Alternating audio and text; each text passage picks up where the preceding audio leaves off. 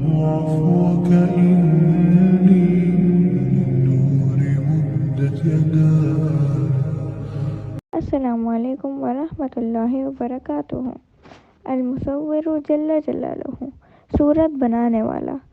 تعریف: المصور جل جلالہ وہ ذات ہے جس نے اپنی مخلوق کو مختلف صورتوں پر پیدا کیا تاکہ وہ اس کے ذریعے سے ایک دوسرے کو پہچان سکیں۔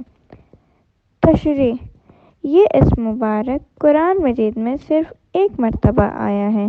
المصور جل جلالہ وہ ہے جس کے پاس صورتوں کے خزانے ہیں۔ ہر انسان کی شکل و صورت دوسرے انسان سے مختلف ہے۔